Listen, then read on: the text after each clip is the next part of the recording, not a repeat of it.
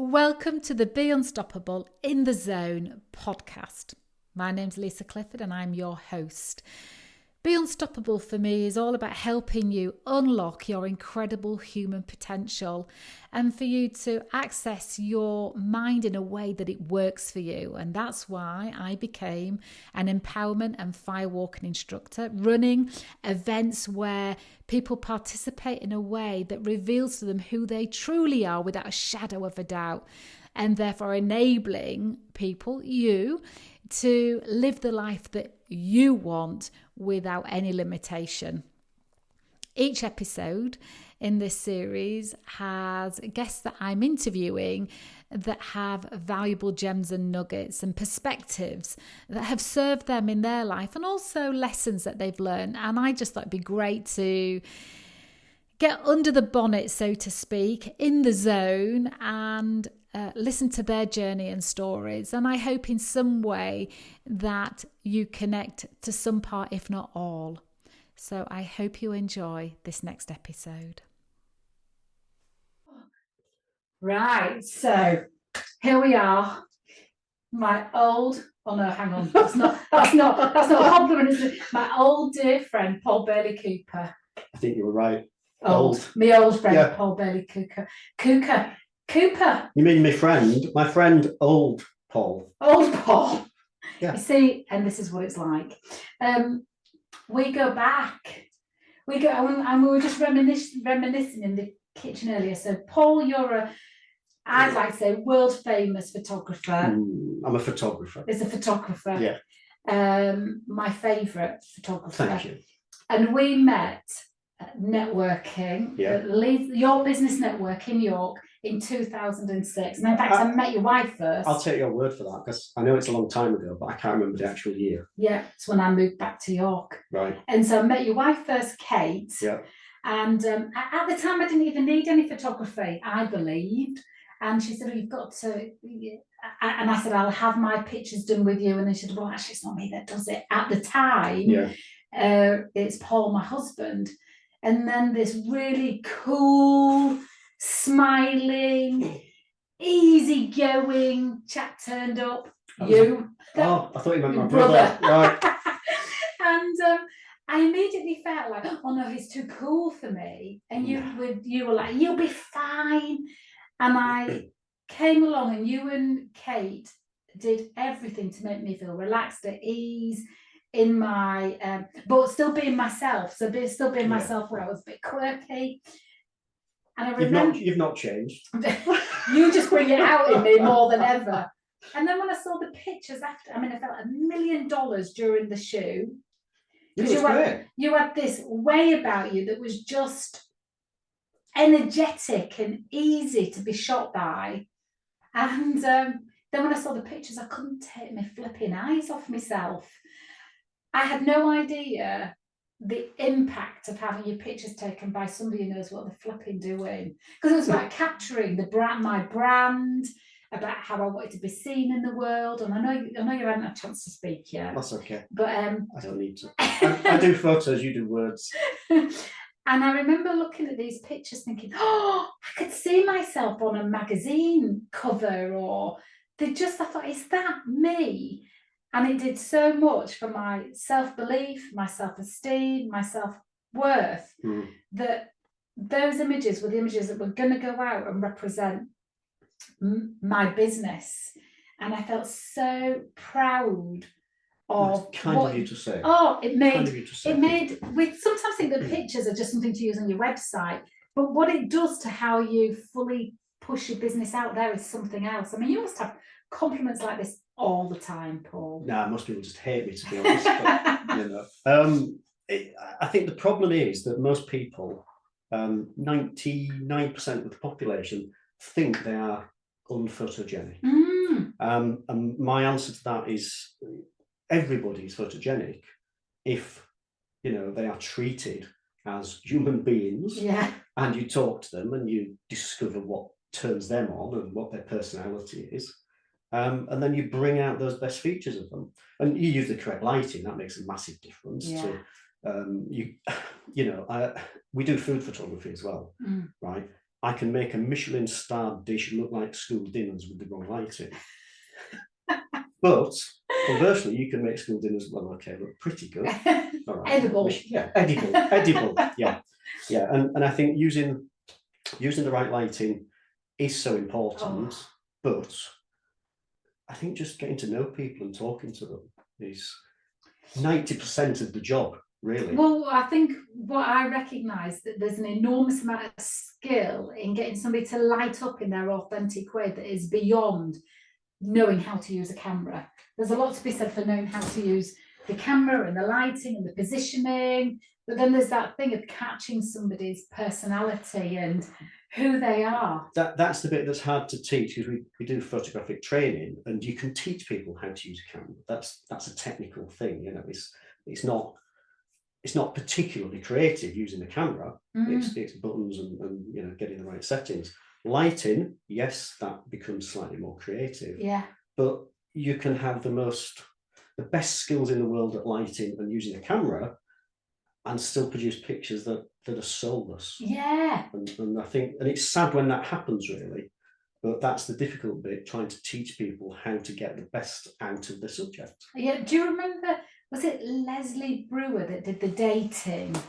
Yes. She was called Leslie. Yes, she was, yeah. And she always said, have somebody who loves you take your profile picture. Yeah. And I think you have that knack of like getting the spirit of somebody. I love taking photos, so therefore I love all my subjects, you see, as well. Yeah. How did you get into it? Hobby to start with. What were you doing? What were your profession at the time? Well, I got into photography at the age of 18, which is like 107 years ago now. Sorry. And I was actually given my parents bought me a camera for my 18th birthday. Kodak. No, it wasn't actually. No. It was I'd had Instamatics and things, but no, they bought me what I call a proper camera. It was a Ricoh 500 RF. I remember it, right? Like Still got it actually, like you'd know, yeah. And that just, I got the bug then. What was it about it? Because I think we always do something for a feeling. What feeling did you get from taking pictures? This is in the days of film, obviously, not digital. Of course. Yeah. So you'd shoot a picture, and you'd shoot 36 pictures on a roll, and then you'd send the film off. You'd wait a week, you'd get it back and go, oh no, they're all the ceiling. They're all rubbish, right? I've chucked heads off and done everything wrong. But I got the bug, and I just wanted to take better photos. I suppose the real attraction was, going in the dark room, because I knew Kate at the time, go in the dark room, see what develops. Yeah. And then you had 2-3 kids. The dark room produced a whole family. Yeah. But I ended up working in IT for 10 years, and the photography was a hobby that turned into a part-time job, because once people know that you... I didn't know you worked in IT. Oh, yeah, for 10 years, yeah. Doing what? I started in IT Look at me, suspicious. Prove it to me. 82, I think it was. The year the IBM PC came out. Oh, yeah, right? Great big thing. Yeah, and I became... I was a computer engineer, so I used to fix these things when they went wrong. And throughout the 10 years in IT, I moved into marketing, product marketing. So it was like technical marketing stuff, and did that for 10 years. The photography was the hobby that turned into the part-time job, doing weddings and stuff like that on the weekend. So I was what we call the weekend warrior in the photography world. Doing weddings and taking business away from full-time professional photographers. Now I moan about it. I don't really. A lot of professional photographers moan about the weekend warriors. If you look at the statistic, most photographers actually come into photography by becoming a weekend warrior first. Yeah. And if you've got a passion for it, you'll want to develop it and turn it into a career. But I think wedding photography is, in my imagination, exhausting. It is, that's why I stopped doing it. Yeah, but I'm imagining that it would need somebody who had the energy for it for a week and then to have the rest of the week to recover. Yeah. So it's almost like lends itself to how energy and then rest. If you go back to what I said earlier about learning the technical skills, wedding photography is definitely 90% crowd control. Yes. And 10% photography. Yeah, and keeping your humour and, getting the shot when the shot's there as well as... Yeah, because Kate used to come out with me as an assistant, and she would just cringe because I just used the same jokes at every wedding. And she'd go, I've heard this before so many times. Just what if somebody's been at a different wedding? Yeah, I know. I go, oh, it's him again. Yeah, there we go. Yeah. But yeah, wedding photography is something that requires a cattle prod.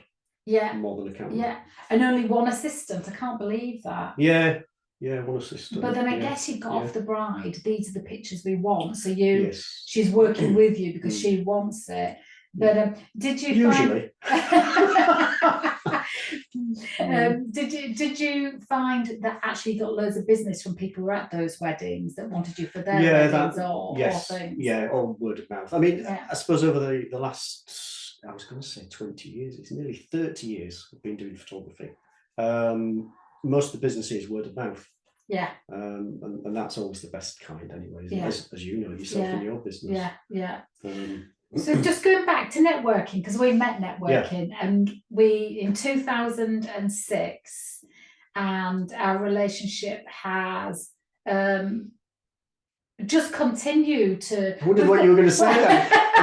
Developed, evolved. I ruled several failed.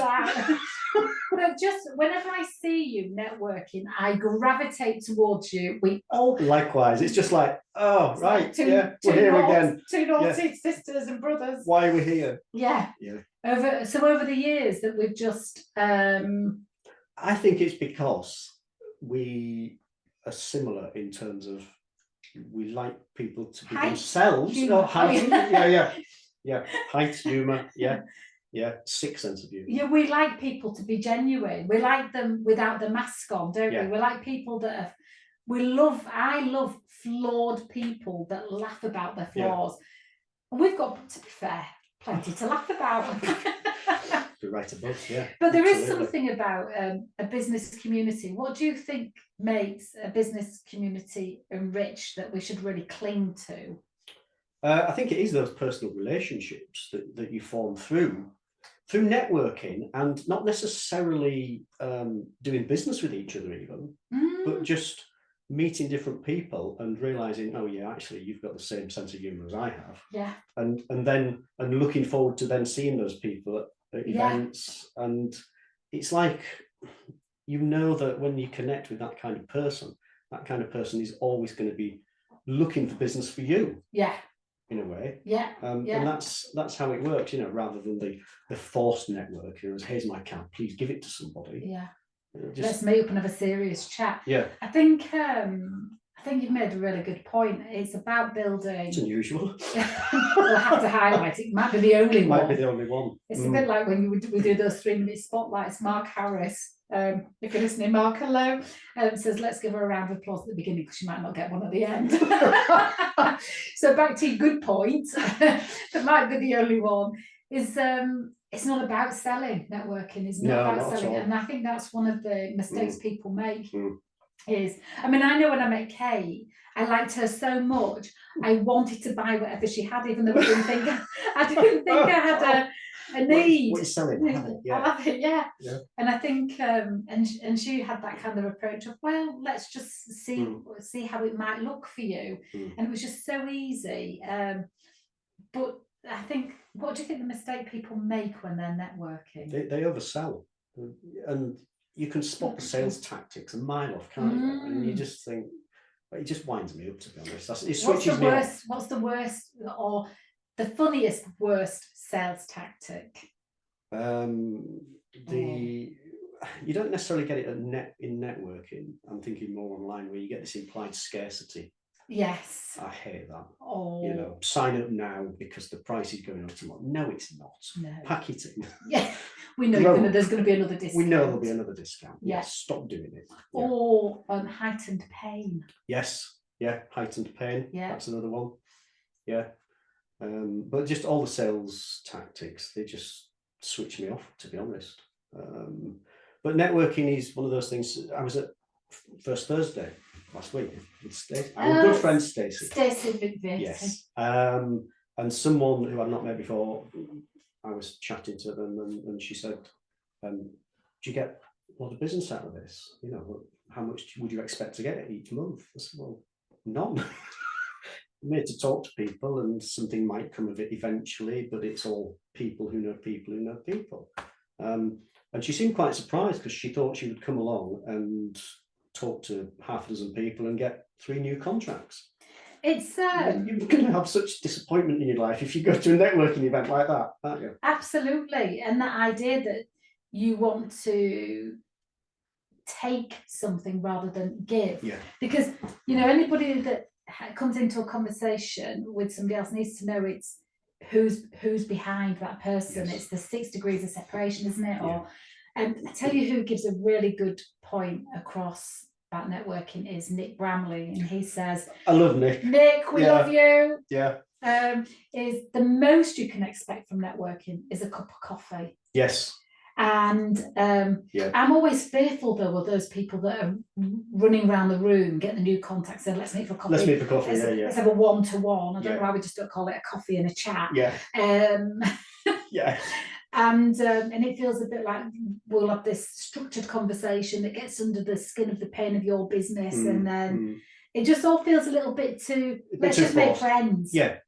Yeah, and that's those kind of people are the ones who've gone along with, and they have this aim that I must get 6 coffee meetings out of this. Yes, and again, it's like, no, pack it in. No, I want you to meet with me, because we've got a connection, or and actually from my business network days, all of my suppliers came from that business network, because I wanted to eyeball them each month and know that we were. That is a really good point. Yeah, we have picked up a lot of suppliers through networking over the years. Yeah, you're absolutely right. And when you do get customers from networking, you then go to the network event, and it's just a way of keeping in touch with them. Yeah. Not necessarily getting new business, but just saying, yeah, hi, I'm still here. There is, and also on another level, although it's never the driver, is people will buy from people at the forefront of their mind, even if sneeze. Excuse me. Bless you. Excuse me. Even if they meet another. You're allergic to me. Coach. What's this plant? Plastic. Very good. Very they are, aren't they? We bought some. Take a bite out of it. Yeah. Sorry. Yeah, so even I know I'm of a certain age, I'm likely to forget that you're even sat here. I have no idea why. Even if somebody meets another coach or photographer, they are more likely to stay with us, because they might already have bought, but we're still in their mind and in their life even, and there's a lot to be said for that. Socializing, even if you have scooped up the business or got all your, I mean, so many, there's Stacey I met through networking, there's Craig Head is still my web developer all these years on. Mel did my branding. You know, we when you get a good relationship, you keep it going. You do, yeah. That's a really good point. The first ever business network I went to, Nick Bramley was running it. Was he? And I had no idea what to expect. And he sat me on this table, introduced me, because Nick was really good. He didn't give you a chair. He thought, I'll sit him on the table. In the middle. He said, you look like a gnome, sit there. Sit there. Yeah. And entertain. And I was with Terry Doyle from Clive Owen Accountants. Okay. And you used to do your round table bit. Yeah. And I remember Terry saying something about, I'm boring, I'm an accountant. And then it came to me and I said, well, I'm a photographer. I can make people look interesting, even accountants. Even you. Right? Yeah. And I got a PR shoot out of that from Terry. Yeah. Terry became my accountant, and Clive Owen, we're still with them now. Wow. After all that time. And that must be, well, when did we meet? 2006. Yeah, so it was before then. Yeah. So networking does work. Yeah. If you go with the perspective of you're building relationships rather than selling, that's the key thing. And that thing that Nick says, the most you can expect is a coffee. Yeah. That just takes the pressure right off and allows you just to just go enjoy it. Yeah. And so over the years then, just going a little bit back to photography, has what you're photographing changed with either the economic climate or your yes. preferences even? Well, yeah, actually. The styles have changed, obviously, in photography. Yeah, portraiture styles have changed a lot. Food photography's changed. It's quite interesting if you look back at photos from the 80s, commercial advertising shots. They look so dated now compared to what we're producing. Just going then back to people shots, what have they changed from and to? It's mainly fashions that change, and in terms of portraiture, then a particular lighting style will become very fashionable, and because it will be in a magazine, Vogue will use a particular lighting style, and so everybody copies that. All the professional photographers think, well, that must be on trend. We want to be on trend. We'll do that. No, do your own thing. Yeah. And so it's like clothing. It goes in phases, and fashions change. What about environments?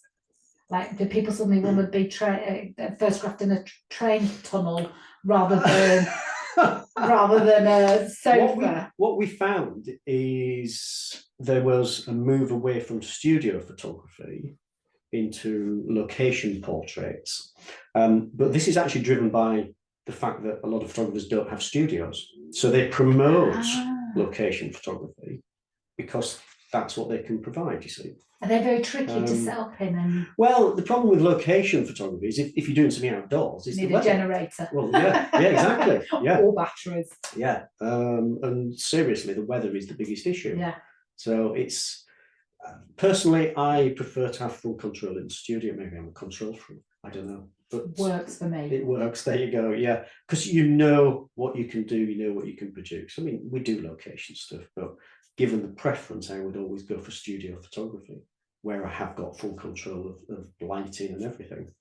In terms of what we photograph, has it changed due to economic circumstance? Yes, it has, because go back to when we started, we would be employed by companies to go do a PR shoot because they were launching a new service or a new building, or they've got a new desk or something. Anything could be turned into a PR story.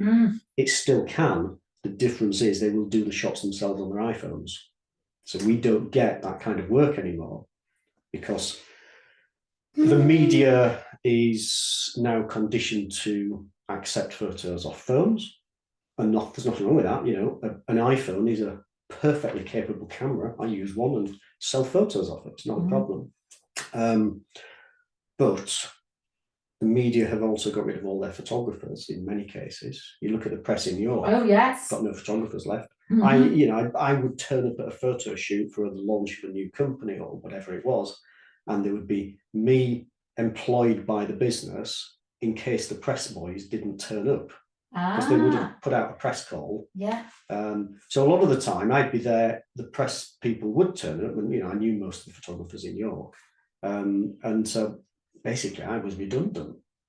I was the insurance policy in case the press people didn't turn up to cover it for them. Whereas now the press don't turn up because they ain't got any photographers. We don't get the calls to go do it, and people just do their own, and then they put them on Facebook or Twitter, and then the media steal them and publish them. Yeah. And turn a tweet. It's not Twitter now, is it? It's X. I still call it Twitter. I'm just about on Facebook. Yeah, there you go. Yeah. And they turn a single social media post into a news story. So that's changed a lot. I remember, and it was with my PR company at the time. I remember actually being on the phone to the business editor of the York Press, saying, "Have you got my the release? My release, yeah." And he said, "Yeah, it'll probably go inside the pages."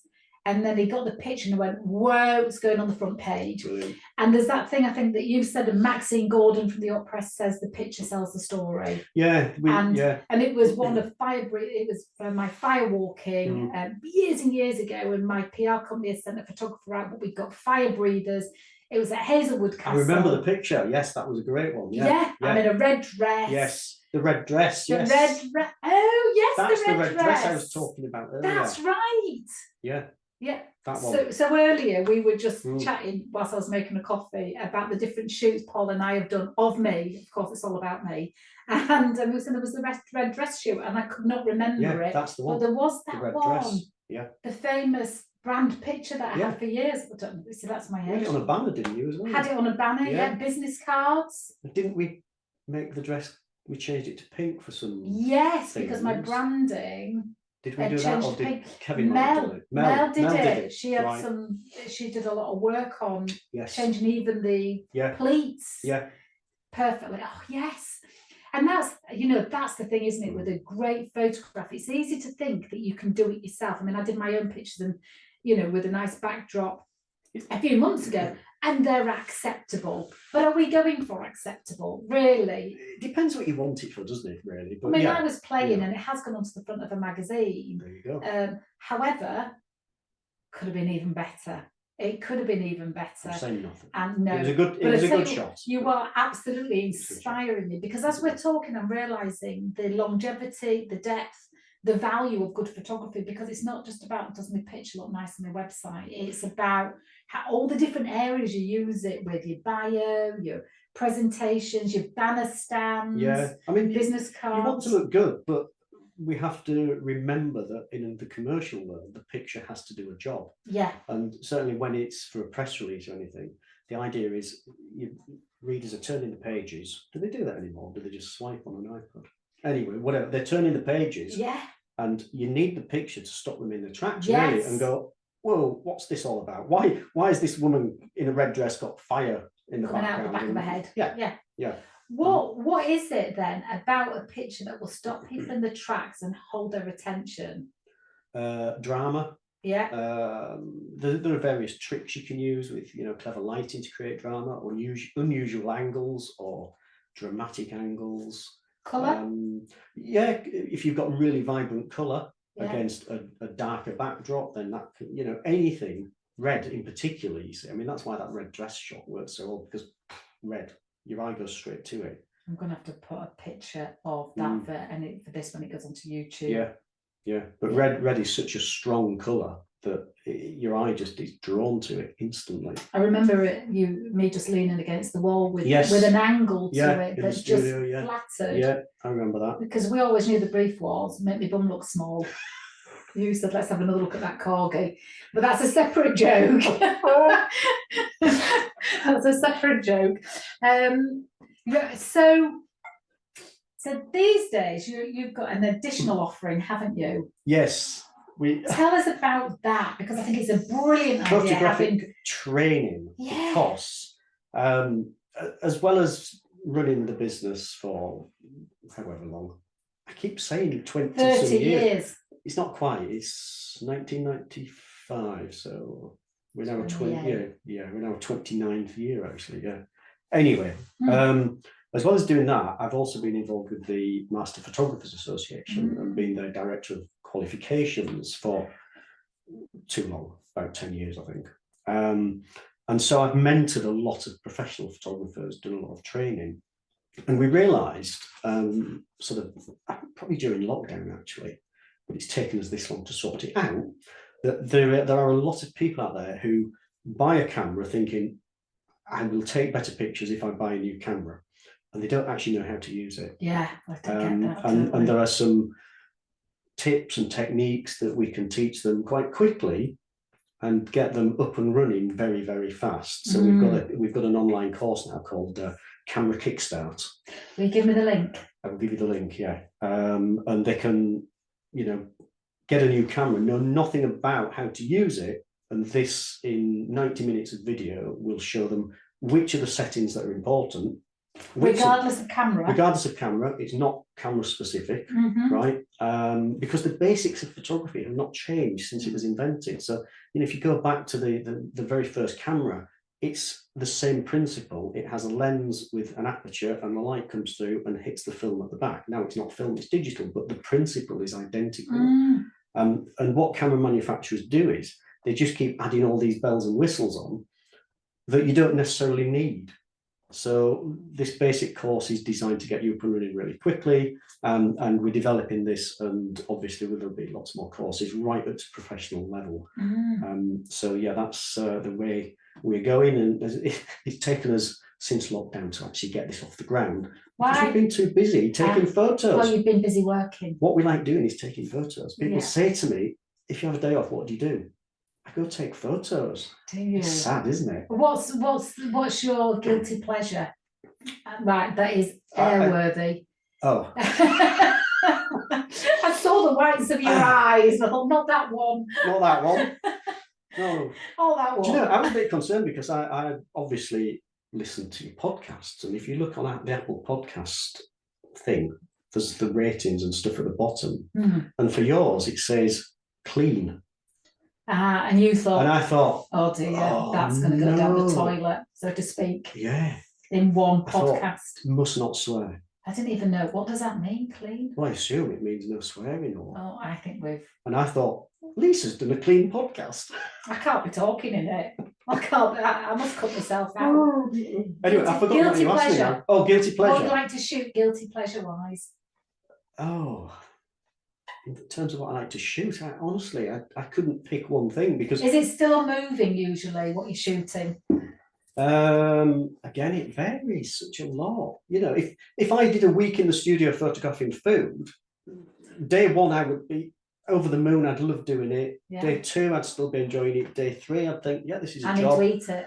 Thursday and Friday, I'd be thinking, I need to shoot something different now. Yes. Yeah. And so I do like the variety. That's why we've deliberately over the years we've not really specialised and just gone, we're just doing portraits or we're just doing still life or advertising or whatever. So I do like that variety. So I don't really have a guilty pleasure in terms of photography. I suppose my guilty pleasure is trying new things. Yeah.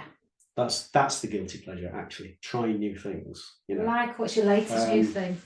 Well, Kate's doing a floristry course at the moment, right? So she comes back from night school every Tuesday night, and she's got these wonderful arrangements that she's done, and she wants to photograph them. Okay, just as a record. So she'll come back, and at 9 o'clock, she'll set this thing up, and then it was about 11 o'clock at night. We're still playing around because, if we did this and did some light painting with a torch and stuff like that, and we just got so engrossed in doing this because we enjoy doing it. So I suppose that's the guilty pleasure, trying new things. I totally get that. There's two things I want to say about that. Was Kate won an award, didn't she, for Black on Black? Her fellowship panel was black, 20 images of black food on black backgrounds. The lighting was superb on it. Are you able to send me some of the images? Am I allowed to put them on this video? This will be a YouTube video as well as a podcast. Yeah. So I'd love to put some of those. There are really simple images. This is when she did her fellowship panel. So I can't remember what year it was. But interestingly, we've been the Master Photographers Association is merging with the Royal Photographic Society. So we've been doing some work with the RPS and making sure the qualifications are the same level, etc., etc. And we were looking at Kate's panel literally last week, and I said to her, "It's quite an old panel now, but it still stands up." I remember. It is so simple. Is there a nice lolly? Yes, a black currant ice lolly. Yeah. With a drip coming off it. Yeah. And she just caught it perfectly. The lighting is just spot on with it. And yeah, it's just some great simple images. But that's another thing. I think people try to overcomplicate images as well. It's like, what are you trying to show? Right, just show that, Yeah. We're trying to show Lisa's good points, just show them. Yeah. No, we'll be able to find one, honestly, we will. No, we do. I tell you, when I was becoming a master firewalking instructor, interestingly, National Geographic's was part of our training. It's about self-mastery. Yeah. And it was about about creating your own guiding principle, and that National Geographic's guiding principle was always from good to great. Right. And that when the photographers would go out, it would be, this picture's this picture's this. I think this is the best picture we can get, and then they were always like, how do we make it better? Yeah, that is National Geographic have fantastic images. Yeah, they're inspiring. Like, do I take it from lying down, or do I wait for the sun to set? Yeah, or rise? What is it I need to do today? Because if I think this is the best shot I can get, if I were to consider this to be good, what would great look like?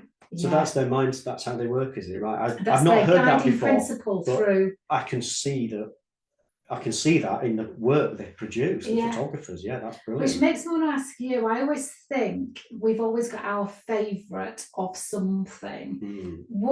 Have you got a favourite shot of yours?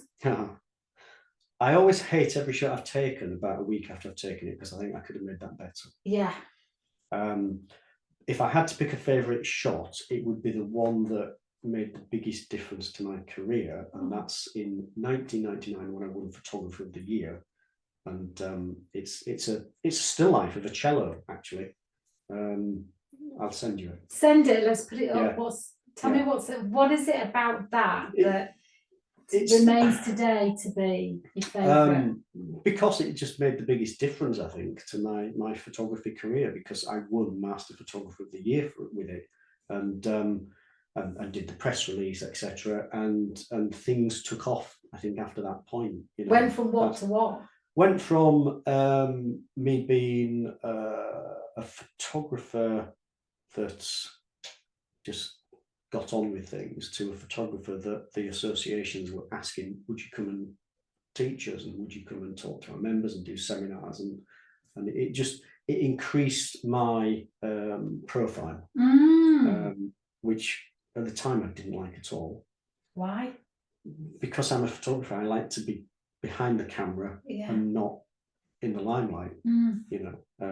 Worst subjects in the world to photograph other photographers, because we want to be behind the camera, not in front of it. Really? Oh yeah. That's what made the biggest difference to me, definitely. What about? I want to ask you about self-belief, because that's deep. It's a journey, self-belief, isn't it? And it's not a constant, and it's not a got it, I'm always going to have it. But have you ever, not that anybody would ever know, other than probably Kate, maybe, because you two have been together since school, haven't you? Oh yeah. 1982. That's a lot of fingers and toes to count over. I'll forget Lexi in. Not great enough. So, have you ever had moments where you've either felt like an imposter, or that you've had to massively? Yeah. Tell me. What do you say to yourself? Really, where you're thinking, I've got to be better than the last one, because you're only as good as your last shoot. Yeah. You've got every shoot.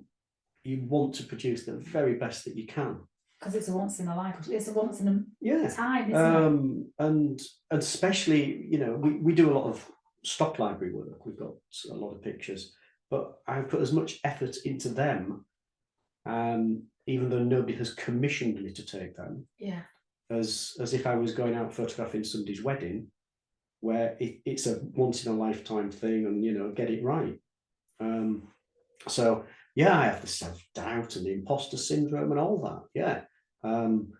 But I think I'm also quite pragmatic, and I just think, well, I can do this. I've proved I can do it. So let's just crack on and do it, shall we? Yeah. This might be coming towards the end, but what's the funniest mistake you've ever made?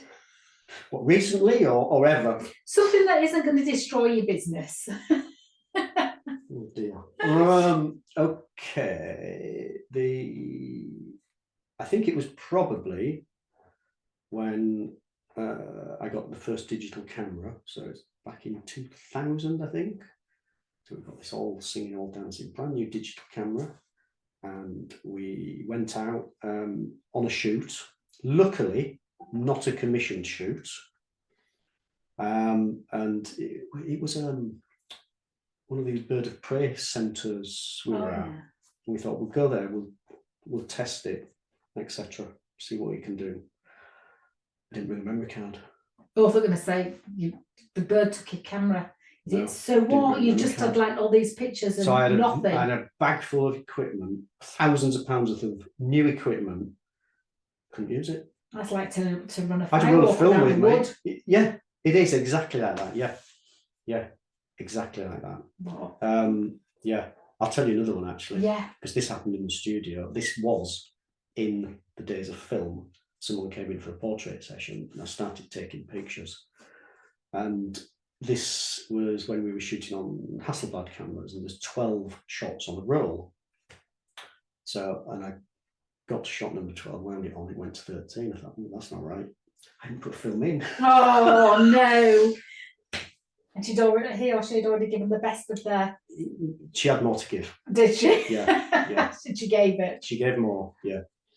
I mean, those things that... So I said, well, that was, right, we're warmed up now. Yeah. We'll put some film in. I think I can... And we'll do it for real. That must have been... So did you have a dark room in those days where you did your own? Yes. That's a long time to... I mean, now it's instant, like, no, we just need to adjust the lighting or something. I don't know how you did it. I mean, I shoot a picture now in the studio, and then, I'm waiting 5-10 seconds for it to appear on the screen. And that 5 to 10 seconds is so frustrating. And I have to tell myself, hang on a minute, you used to wait days. Yeah. Before you even knew if you'd got the shot. So, yeah, we just get impatient, don't we? I know. Technology makes us more impatient because it does everything faster. So we just want more and more. I think it's given us all that sense of impatience for everything. Like, we need to know the answer to things immediately. We need people to get to the point immediately, or we're moving on to the next thing. Yeah. So what's the biggest competition for photographers these days? Depends on whether we're looking at the commercial photography or what I call social photography, which is your family portraits and that kind of thing. In the social photography world, your biggest competition is actually anything else that people spend money on, such as food. Because having a portrait done it's discretionary spend, really, isn't it? Nobody has to have a family portrait done. Nobody has to have their child photographed. No. However, there is, going back to this idea of scarcity, you do have to have your child photographed at age 2 if you want a professional photograph of them at age 2, because next year they're 3. Exactly. The moment is going. Yeah, but the biggest competition is whatever people can spend their money on. Yeah, immediate need. That's it. Yeah. And in commercial world? Commercial world, the biggest competition is probably going back to what I was saying about companies doing their own photography. So it's the rise of the iPhone generation, I suppose.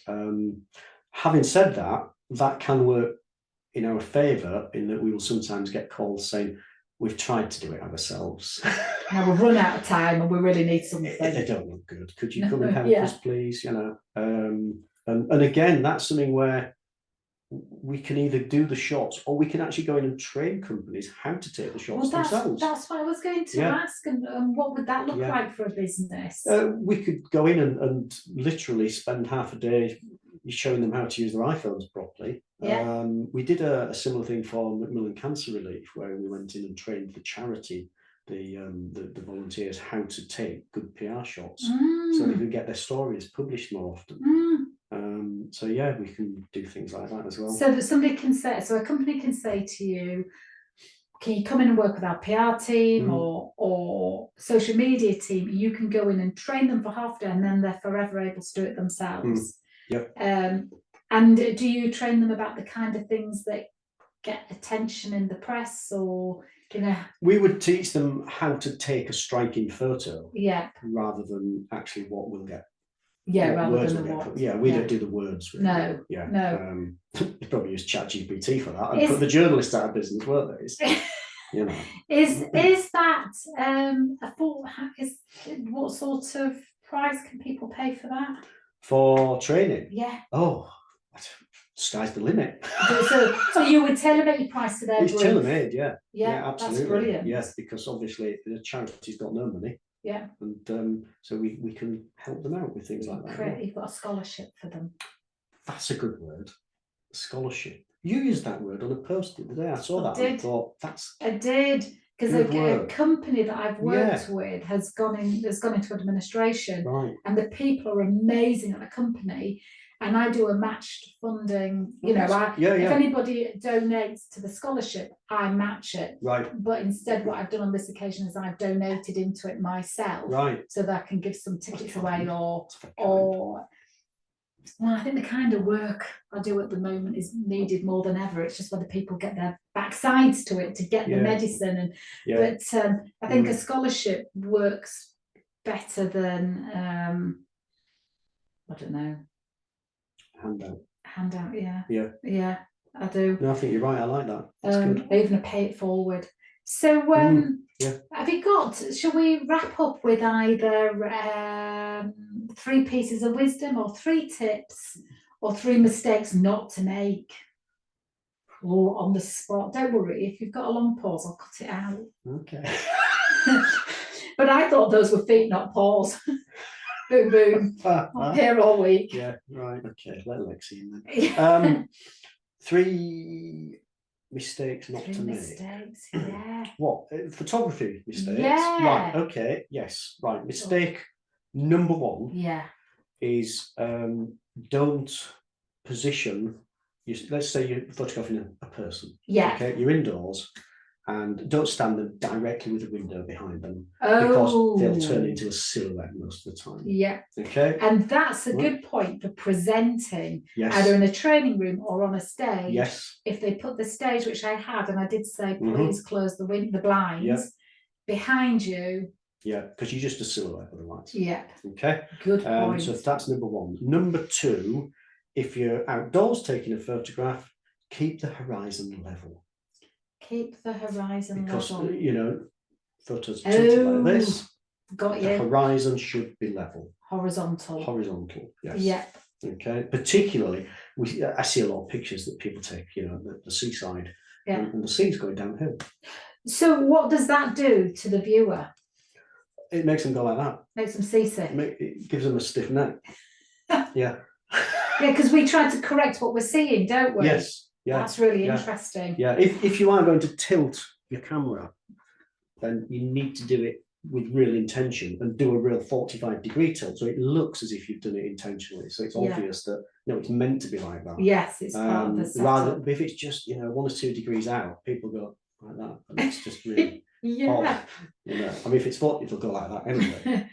Yeah. And so for those that are listening, Paul's tilting his head to his shoulder. Oh, I forgot. Sorry, it's just audio. Yes. Well, I know YouTube and audio, but I like to. Right. We should put a diagram with it as well. Yeah. Yeah. Okay. I'll put a picture with it for audio. Yeah. Yeah. And tip number 3. Yeah. I would say take lots and lots of photos. We used to have this problem with film that every time you pressed the shutter button, it cost you a lot of money. Yes. Because you had to send your film off. And now it's not free, but it's very cheap. Yeah. The cost is what, cloud? Yeah. But edit your photos, right? Actually, can I do a 4th tip? Because this one's actually more important, right? Yeah. Tip number 4, and this is probably the most important thing. Yeah. Back up your photos. Okay. Right. If the back's up to iCloud, fine. Yeah. Back up your photos. We have had, calls over the years from people going, I've lost all my photos. Is there anything you can do? You need to have a backup. What tends to happen is people don't back up their photos until they've lost some. Of course, because we only change when we've made a mistake. Yeah. But I'd want tip number 5, because tip number 4 was starting as 1 tip and turned into a different tip. Tip number 5 was edit. Edit your photos. Edit, yeah. Yes. What to it though? Because we can over filter, over edit. So when it comes to editing the photographs, what not to do and what to do? Right. Okay. Again, it depends on what you're editing. If it's a person, you need it to look real. You need it to look like a person. Don't make the skin look so smooth that it looks like a mannequin. A person, yes, we all like a bit of soft focus, but just don't go OTT. Yeah. And if you are editing your photos, edit a copy of the photo. Yes. Right? Yes. Not the original. No. Because you might come back to that edit a week later and go, oh, what have I done to it? And if you haven't got the original, tough. Yeah. Stuck with it. So yeah, edit a copy. But what not to do though? Overexpose, oversaturate. Yeah. Over anything. What when you're editing? Yeah, over anything. Over anything. Yeah. Unless you are doing it for a specific reason or specific effect you want to create. But in general, people want things to look real. Yes, enhance things, but over editing, nah, doesn't work. Doesn't work. Fantastic. Have we missed anything? I mean, we need a episode 2, I'm sure. But if we missed anything that you think might be helpful? I can't think of anything. I think we've covered networking, the value of relationships, keeping things fresh, competition. Yeah. Yeah. Tips and tricks. Yeah. Being an imposter. Yeah. Oh yeah, covered. Done having that. Pause instead of fee. Yeah. Being sat on the table, winning business. Yeah. Oh yeah, laugh, darling. Building relationships. Yeah. I bloody love it. And now, having gone through that conversation about the value of photography and how long it lasts and how deep it can go and what it does for the way that you push your business out, it's made me feel like I need another shoot. It'll have to be January once I've been on my diet, of course, and grown my hair a bit longer. All the things that are essential to people believing in you in business. No, you just be yourself, Lisa. Bloody love you. You too.